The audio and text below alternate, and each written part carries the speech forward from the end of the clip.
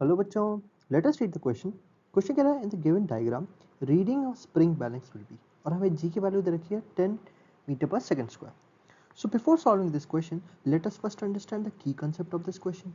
Key concept. The key concept of this question is that spring balance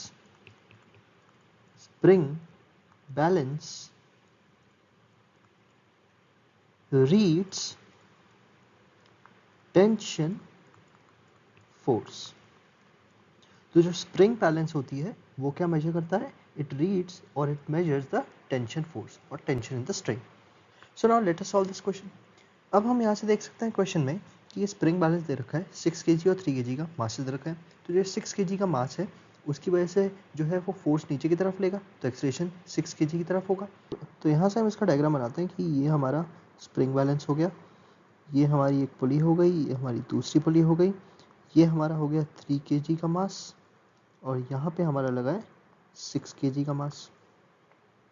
तो हम यहाँ से देख सकते हैं कि ये जो स्प्रिंग बैलेंस है ये मेजर करता है टेंशन फोर्स, टेंशन मेजर करता है. तो यहाँ से इसकी रीडिंग क्या आएगी? वो टेंशन के बराबर आएगी. इसकी जो रीडिंग आएगी वो टेंशन के बराबर आएगी.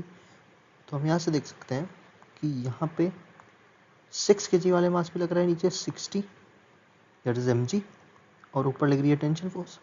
3 kg पे क्या लग रहा है? mg 30, और ऊपर लग रहा है टेंशन फोर्स. और क्योंकि 60 किलोग्राम ज़्यादा भारी है, 60 किलोग्राम इज मोर, तो नीचे क्या लगेगा? हमारा एक्सलेशन नीचे की तरफ होगा, ए नेट जो होगा नीचे की तरफ होगा. तो यहाँ से हम इंडिविजुअल एफ बना लेते हैं 6 किलोग्राम की.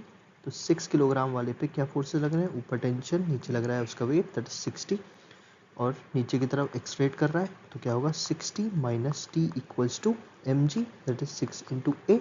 ये हमारी पहली इक्वेशन हो गई.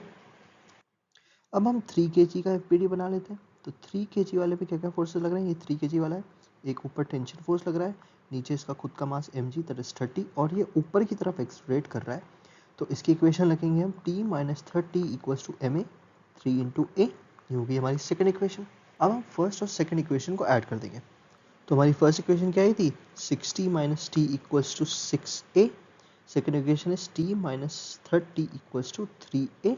इन दोनों को ऐड कर देंगे तो यहाँ से हमारी टेंशन से टेंशन कट जाएगी, माइनस टी प्लस टी, और यहाँ से आएगा हमारा 60 minus 30, 60 minus 30 equals to 6a plus 3a. तो यहाँ से हमारे पास में क्या है? 30 इक्वल्स टू 9a. तो एक्सप्रेशन हमारे पास में क्या आ गया?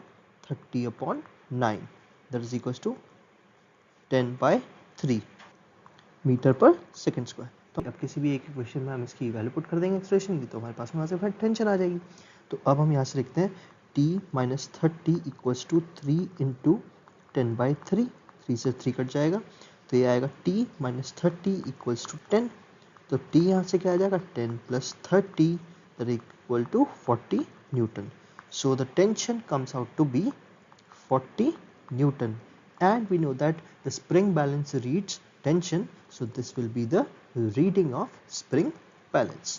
So the correct answer is the reading of the spring balance will be equals to 40 Newton. That is option B. Hope you understood it well. Best of luck.